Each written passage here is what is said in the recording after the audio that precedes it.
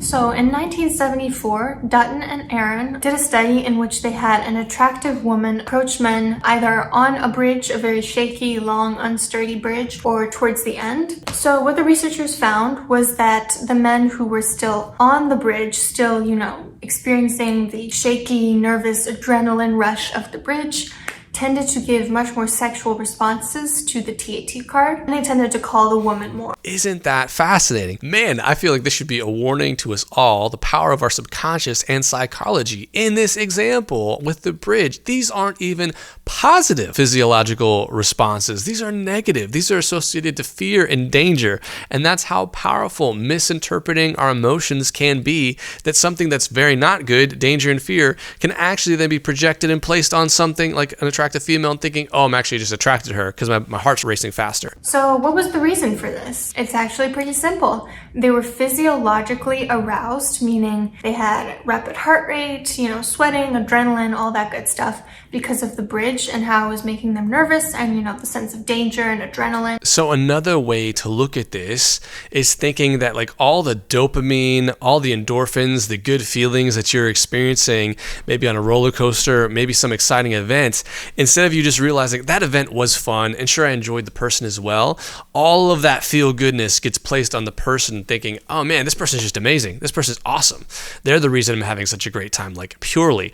Instead of you do anything remotely that's going to stimulate your nervous system, especially in a positive way, and you're going to feel a lot better and feel great about it. And they misattributed this physiological arousal as attraction for the woman.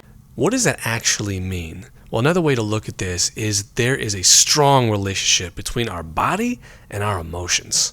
So when we're experiencing something, first we're going to feel it in our body. Just as this example, on that bridge, you're going to feel a lot of anxiety, fear, danger. Your body is reacting to outside stimulus. Now, if we take that whole concept of our body reacting something and we don't realize why it's reacting, now it becomes ever more important to be able to slow down and analyze what's actually going inside of us. Dr. Anna just said we don't misattribute, which is really just saying like I'm getting the answer wrong. I'm interpreting my body's response and emotional response incorrectly, and I'm not necessarily understanding what's actually influencing me or why. This concept is even related to trauma bonding. I knew someone who was in a hostage situation, and then they ended up feeling as if they fell in love with one of their co-hostages.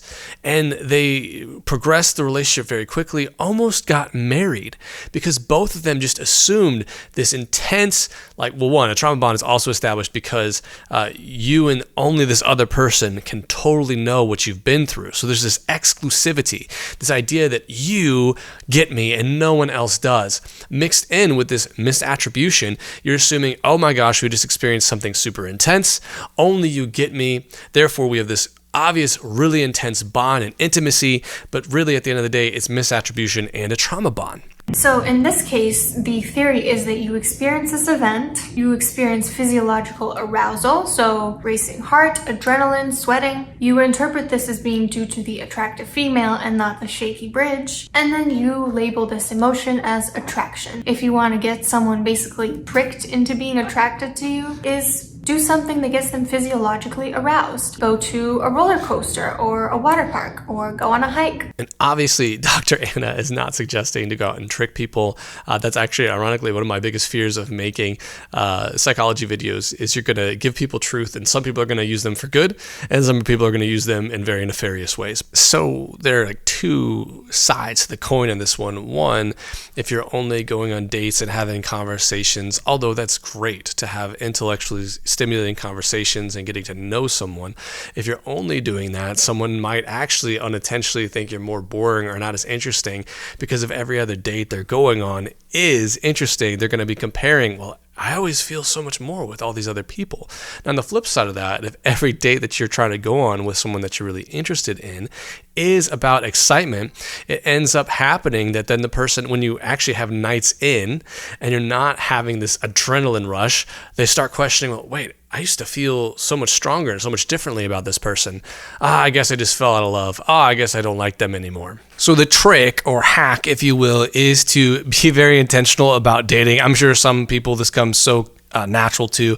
And like why we've been talking about this, I know back when I was dating, this would have been very helpful. My wife would have told you this too. She's like, we went to Starbucks, we just got some coffee. Like, that's really boring. For those of you like me, it's great to realize that mix in meaningful emotional conversations with also some fun activities, so someone's going to get that exciting experience as well. Now, the only thing I'd be curious to know, and I need to look into this study further, would be, does this work if you're not attracted to someone? Like, does it have to be based on, okay, this person's already attractive, or can this work in the opposite, if not opposite, but the effect of not even attracted to this person, but I'm having such an incredible experience that I actually see them as more attractive. Obviously, in deep relationships, that does happen. How we view people over time starts having positive and negative filters. If I at first am attracted to somebody and then all of a sudden I find out like you do like some really terrible things and are mean to someone, your attraction goes down over time. And controversially, for someone that you might not be as interested in, all of a sudden you see incredible acts of kindness, generosity, virtue, whatever it is.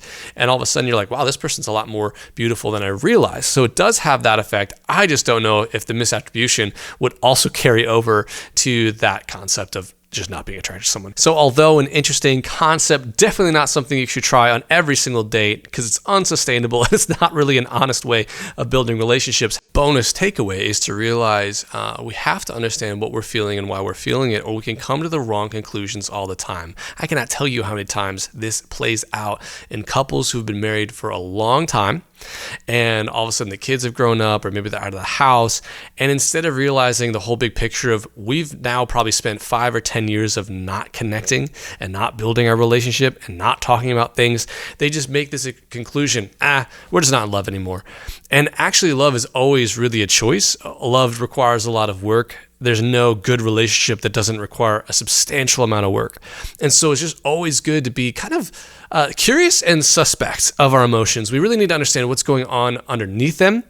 If not, we could be making all kinds of incorrect conclusions. Side point here, I've worked with so many men that because they don't know enough about their emotions, they end up actually interpreting so many emotions incorrectly as sexual desire, when really, take for instance, they're lonely, they're feeling disconnected. They don't feel like they have felt like they've mattered or they've been heard much in the day. Now, obviously, men don't usually use words like that until they've done a lot of counseling, but then they just think that they're actually just having a desire for sex, and the reality is they are longing for connection. I wonder how much in this example, it would be fascinating if they did it on the opposite. Instead of men seeing an attractive woman, women seeing an attractive man. What would happen in that scenario? Would it be the same? Or does this have something to do with men sometimes using sexual desire as a catch-all, just like anger can be a catch-all for softer emotions? But those ideas are for another episode and another day. Thank you so much for watching. I encourage you to like, subscribe. It helps me out a great deal. Also, a huge shout out to Dr. Anna. She makes great material. Check out her videos. I'm putting a link below for that as well. Thanks so much and have a great day.